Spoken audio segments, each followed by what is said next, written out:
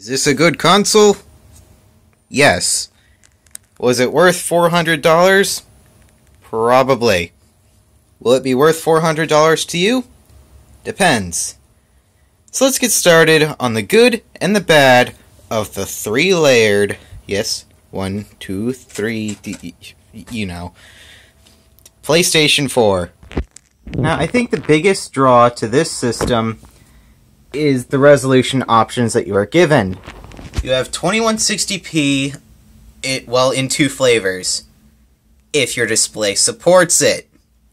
Unfortunately for me, I just got this hoping that it would be 1080p HDR, and, well, it obviously doesn't even have deep color output, so that's a downside. Nope, that's not the PlayStation, but it is a downside for my setup, at least. It connects via one HDMI 2.0B right to the console, which is up there for ventilation purposes.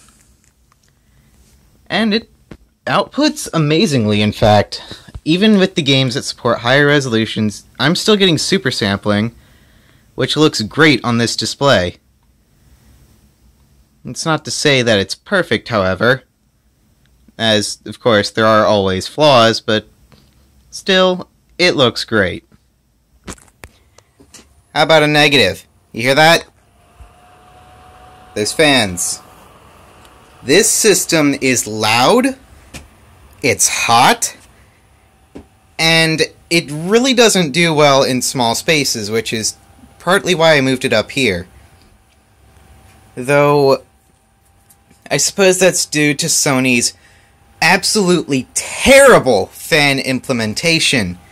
The fans are all along these little divots down here and up on these, like, in between the layers. There's no big fans in the back, from what I can tell. There's no big fans on either side. There's no large fan up here like there is on Xbox One, which would really help, seeing as this right here is a massive hotspot. And it just sounds like a jet engine taking off in your room. That's terrible. Well, if you don't mind it, then sure. And turning up the volume on your display may fix that too. But what confuses me is that it only sounds like this under certain conditions. If we jump over to Final Fantasy 15 over here, performance, we are in the high mode. Should we put it in light mode? That's X. It sounds a little quieter, perhaps, maybe a little louder, depending upon, well, what's being loaded at the time. But, you know, it doesn't sound great. So let's instead load up steady mode, which is 1080p 30. And the fans start quieting down. I mean, it makes sense. The system is under less load, so it doesn't have to work as hard, and therefore the fans don't have to either. But still, it should never get that loud in the first place, so really, what's the point?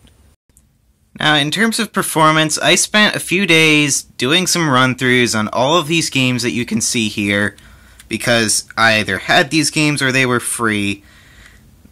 And, well, I have to say, I was rather impressed, specifically by this one, Final Fantasy 15, with it giving me 3 performance options: 1080p 30, 1080p with a high frame rate, or 1800p with 30 frames per second. Though, it must be said that some games can hit native 4K, like the Kingdom Hearts games, or some games use checkerboard to reach that, like Warframe.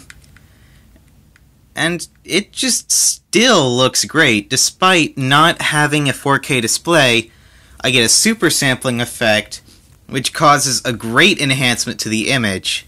You could see one of those reactions on one of my previous live streams, particularly near the end, where I was like, okay, let's push the system.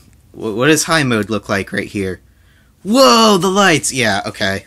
It's just a demo. You can go watch it for yourself.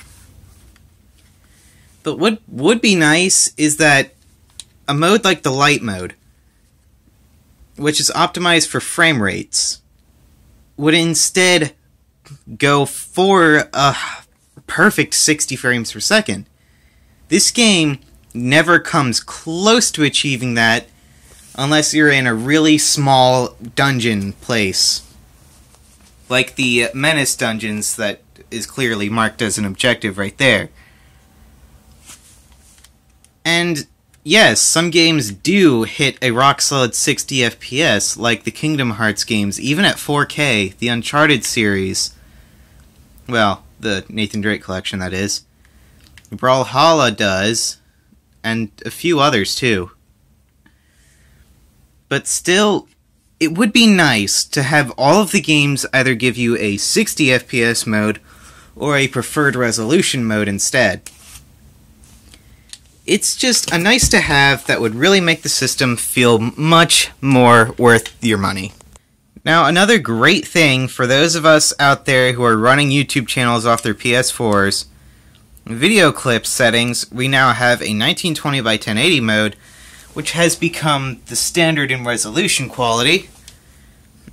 We also have screenshots, which can be put up to a full 4K, 2160p, and broadcasts, too, can be put to 1080p at 60 frames per second, though for some reason it's not even here, so I don't know why you would believe me if I can't even show it. But still, same audio sharing, linking with other services, you got the same 5. Actually, 5? Facebook is a new one. Oh well. Must have been in a system software update. And then, the last big thing I want to talk about is Boost Mode. Boost Mode. For games that don't support the PS4 Pro natively in their software, this mode will allow you to essentially squeeze extra performance out of those games by forcing them to use the more advanced hardware without giving you any resolution benefit, but you might actually get a frame rate benefit instead. That is a huge benefit for people like me who just really, really love frame rates.